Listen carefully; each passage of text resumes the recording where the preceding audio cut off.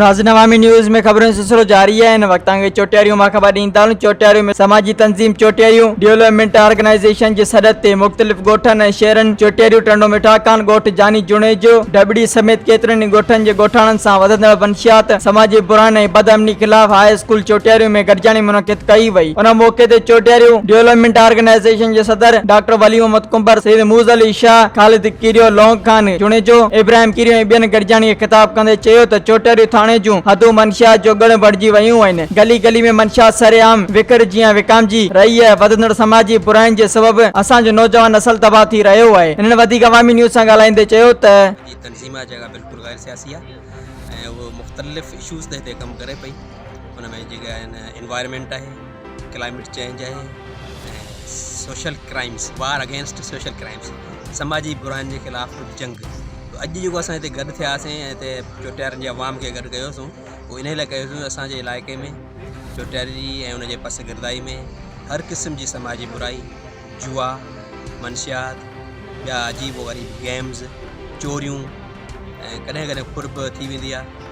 इहे एतिरो वधी वियो आहिनि जो उनजो तसवुर ई कोन्हे। त उन लाइ असां पहिरीं चोटियारी डेवलपमेंट ऑर्गेनाइजेशन जे प्लेटफॉर्म तां थोरी कोशिशि कईसूं, जिहाद जे अमलदार सां मुलाक़ात कईसूं, लेकिन उतां को ख़ासि जेको आहे हल थियण वारा मसइला नज़र न आया। उन करे असां फ़ैसिलो कयो त हिते जे अवाम खे, हिते जे मुआज़िज़ीन खे, हिते जी जेका सिविल सोसाइटी उनखे एतमाद में वठिजे ऐं पोइ हिन मसइले खे अॻिते वधाइजे। तो अॼु असां इन सिलसिले में चोटियारियुनि जे अवाम टंडो मिठा खान जे दोस्तनि सभिनी खे घुरायोसीं, उन्हनि खे तकलीफ़ ॾिनो ऐं उन्हनि सभिनी अज़म कयो आहे त असीं चोटियारी डेवलपमेंट ऑर्गेनाइजेशन सां इन मामले में इन जेको आहे तहरीक में गॾु आहियूं। तो इंशाअल्लाह ताला असां इन जेको आहे प्लेटफॉर्म तां समाजी बुराइनि जी पाड़ पटे पोइ सुकून सां मिलंदासीं। उन माण्हूअ सां दुश्मनी आहे जेको असांजे बच्चनि जो दुश्मन आहे, जेको असांजे क़ौम जी, असांजे ॿारनि जी नस्ल कुशी करे रहियो आहे। असांजी उन्हनि सां दुश्मनी आहे ऐं इहा जंग जेका असां जोटी आहे इहा इंशाअल्लाह ताला फ़तेह असांजी थींदी। फ़तेह हमेशह अवाम जी थी आहे। असां ही हिकिड़ी मीटिंग जेका सुजागी जे हवाले सां कोठाई आहे, जंहिं मुंहिंजे टंडे जा मोज़िज़ीन चोटियारी जा प्लस मुंहिंजे जेके हिते जा पस गिरदाई जेकी अवाम आहे उहा बि असां सां गॾु आहे।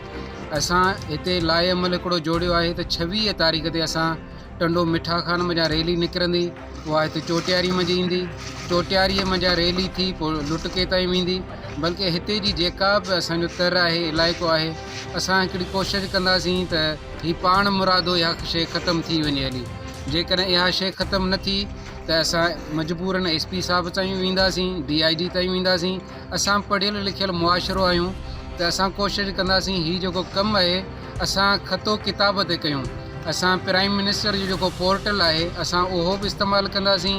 असां जेको CM जो पोर्टल आहे, जेको सेक्रेटरीट जो पोर्टल आहे, असां उहो बि इस्तेमालु कंदासीं।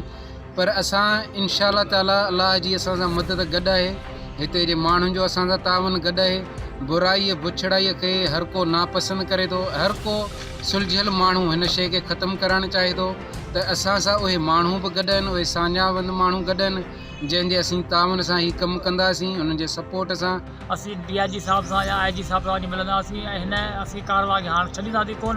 ऐं मंशियात खोर या हिते या जेके बि ॾोहारी माण्हू ॿुधी छॾीनि त ही चोटियारियूं या टंडे मिठा खान जा आवाम सुतल कोन आहिनि। ही जेॾीमहिल जाॻंदा आहिनि त ही घणनि जो जेको तो ॿेड़ो कढी छॾंदा आहिनि ऐं ही पंहिंजी गंदगी बंदि कनि। ऐं असीं जेको शुक्रगुज़ार आहियूं पंहिंजो वली मोहन जा या हिननि जी जेको टीम जा जंहिं ते असांखे मदद कयो आहे ऐं असीं हिन सां हर सहकार करण लाइ तयारु आहियूं। जेके हिन बुराई जे ख़िलाफ़ु आहिनि इंशाअल्लाह, चोरनि जे ख़िलाफ़ु आहियूं ऐं मंशा जे ख़िलाफ़ु आहियूं, ॻाढ़नि जे ख़िलाफ़ु आहियूं, स्कूलनि जा हिमायती आहियूं, शागिर्दनि जा बचनि जा हिमायती आहियूं। ॾाढो सुठी ॻाल्हि आहे। मंशियात जे बारे में आहे, मंशियात हिते हूअं ख़तमु थियणु खपे त असां मिली जुली हिन खे ख़तमु करे था सघूं ऐं असां कोशिशि कयूं जेको नओं नसुल आहे उन्ही खे बचायूं। भला असां जे इन मसइलनि में आहियूं त असां कोशिशि कयूं त नई नसुल खे बचायूं। जीअं त हींअर स्कूल में कुझु अहिड़ा छोकिरा आहिनि जेके हिन वक़्तु बि सोपारियूं खाइनि था। मुंहिंजे